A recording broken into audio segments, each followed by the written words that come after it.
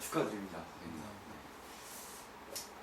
먼저 2년 전 인터뷰 때 김영중 선생님과 인터뷰 시작하시면서 근황에 대한 질문을 받으셨을 때 직장을 갔다가 돌아와서 방구석에 틀어박히는 게 문제다 라고 말씀하셨는데 이 하루를 쓰시고 또는 하루를 만나시고 난 이후에는 그 근황에 어떤 사소하고도 특별한 그런 변화 같은 게, 사건 같은 게 좀 있으셨나요?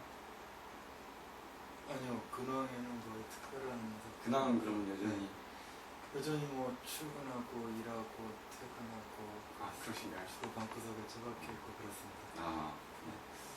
근데 이 작품 자체는 소재가 여행인데 저뿐만 아니라 누구라도 이 작품을 읽는 사람은 이 작가가 최근에 적어도 일본 아니면 인도를 최근 몇 년 안에 아주 정말 인상 깊게 열심히 다녀왔을 거라는 추측을 하게 되는데요. 혹시 여행을 좋아하시고 자주 다니시는 편인지? 글쎄요, 아무래도 여행이라고 하면 좀 그런데 제가 이제 전공이 러시아문학 공부를 하고 그래서 그런지, 그리고 아무래도 좀 오래 있었으니까 러시아에서의 기억이 가장 많이 남아있죠. 신기하게 떠오르는 게 어떤 냄새, 향기, 어떤 채취 이런 것들이 더 먼저 떠오르는 경우가 있어요. 하루가 이 주인공 남녀와 대화를 하는 중에 둘이 이제 외국어, 아마도 영어였겠죠?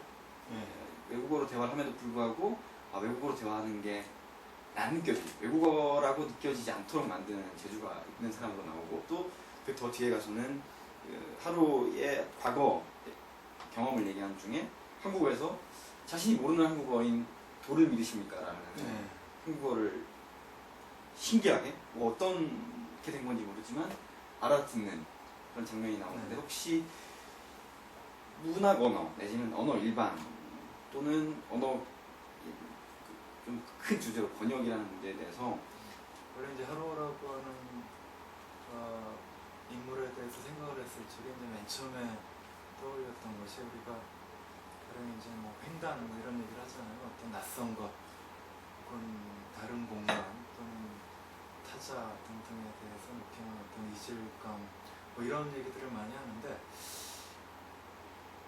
그런 류의 어떤 차이라든가 이질감을 건너뛸 필요가 없는 공간, 어떻게 보면 뭐 가령 횡단이 아예 필요 없는 공간이 있다면 어떨까, 뭐 이런 그 생각을 했었고요. 그렇게 해서 이제 맨 처음에 떠오르는 인물이긴 했어요. 어떻게 보면 좀 환상적이진 않은 소설이지만 불가능한 인물이기도 하고, 어떻게 보면 지속이 가능하지 않은 뭐 이런 인물이기도 한데, 그런 인물과의 대화 안에서 아마도 그런 언어적 장벽 같은 거, 그리고 뭐 사람이라고 하는 게 결국 자기 기준을 가지고 세상을 바라보기도 하고, 자기가 살아왔던 공간, 시간 이런 것들을 내면화시켜서 이제 세상하고 만나고 뭐 이러잖아요. 근데 그런 류의 기준이 아주 약화된 인물이 하루고, 그런 의미에서 하루가 쓰는 언어라고 하는 것도 어떻게 보면 언어적인 특이성이나 이제 고유함 같은 것들이 아주 약화된 그런 언어를 쓴다면 어떤 걸까, 이런 궁금증 같은 것들이 있었어요. 그리고 제가 그런 사람을 만나게 된다면 나의 반응은 어떤 걸까, 이런 궁금함도 있고, 그래서 이제 그런 장면들이 나왔던 것 같습니다. 하루는 그러면 구체적인 모델은 없으신 건가요? 그냥 여행을 하시면서 그냥 이렇게 말하자면 빈 바람처럼 이렇게 스며드는 그런 인물인 건가요? 소설을 쓸 때는 언제나 그렇지만 이제 저는 개인적으로 이제 구체적으로 현실 속에서 존재하는 어떤 인물을 소설 속으로 그대로 끌어들이는 거는 뭐랄까 좀 반칙이라고 생각을 하는 편이에요. 픽션이라고 하는 것이 가지고 있는 여러 가지 것들을 현실하고 직접적으로 연구하는 건 여러 면에서 문제가 있잖아요 생각이 들고, 그래서 제가 쓰는 소설 속의 어떤 인물이 구체적인 실제로 존재하는 인물을 직접적으로 떠올린다면 오히려 좀 저 자신이 좀 거부감이 드는 뭐 이런 느낌이 좀 있더라고요. 이 하루라고 하는 인물을 대면을 하면서 하루라고 하는 인물이 반드시 반드시 매력적이거나 긍정적인 인물이 아니고 여러 가지 다양한 어떤 측면들을 내장하고 있는 이런 인물이기 때문에 일단 저 스스로가 과연 내가 만들어낸 이 하루라고 하는, 그러나 나로부터 이제 독립해서 자기 스스로 캐릭터를 만들어가는 이 하루라고 하는 인물에 대해서 내가 어떤 자세를 취하고 있는가, 이런 게 상당히 궁금했어요. 그래서 맨 처음에는 하루에 대해서 이렇게 뭐랄까 긍정적이거나 매력적인 인물이 되리라고 생각을 못했습니다. 근데 쓰고 나서 보니까 하루에 어떤 것에 내가 끌리고 있었구나 하는 이런 느낌 같은 것들을 갖게 되더라고요.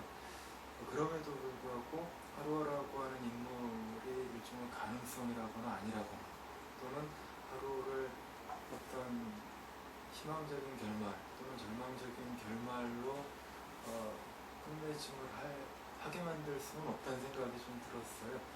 제가 하루라고 하는 인물의 운명을 좌지우지하기는 역시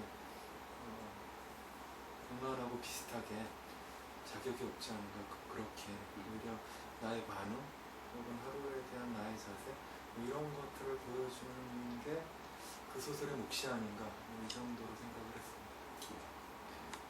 여러 분위기, 상이한 분위기를 가진 작품들을 쓰시는데 그때마다 그 세계에 걸맞는 문체를 쓰시려고, 엮으시려고 애를 쓰시는지, 의식적으로 노력을 하시는지, 아니면 그냥 그 작품이 요구하는 바를 따르다 보니까 이렇게 되시는 건지. 이제 흔히 소설은 이제 작가라고 하는 존재를 가장 소설 속의 세계를 창조하는 어떤 신에 비유하기도 하고 이렇잖아요. 근데 저는 개인적으로는 만일 작가가 일종의 신이라면 인간을 창조하고 지배하는 신이라기보다는 오히려 인간을 배려하고 인간으로부터 무언가 얻으려고 하는 신, 인간으로부터 무언가 배우려고 하는 신, 뭐 이런 느낌 같은 것들을 갖고 이제 쓰게 되는데, 이 소설의 문체라고 하는 건 확실히 작가가 스타일, 작가의 어떤 문체라고 하는 것이 먼저 있고, 그 다음에 소설 속의 세계가 나온다기보다는 소설 속에 인물이 있고 사건이 있고 소설 속에 시공간이 있고 이런 것에서 자연스럽게 배어나오는 경우가 저 같은 경우는 많은 것 같아요. 그런 의미에서 소설 속의 문체까지도 사실은 물론 다 이제 제 몸 안에 있는 거겠지만 제가 사람적으로 갖고 있는 걸 투여한다기보다는 소설 속의 어떤 시공간과 인물들이 창안하는 그런 지점이 있지 않은가, 이런 생각이 들고요. 하루 같은 경우에도 이제 소설 속의 화자, 그리고 하루와의 만남, 뭐 이런 것들하고 연관해서 어떻게 보면 그 화자가 만들어낸 스타일이 아닌가 하는 생각도 들어요. 오늘 인터뷰에 응해주셔서 감사드리고 다시 한번 축하드립니다. 예, 감사합니다. 네, 고생하셨습니다. 예.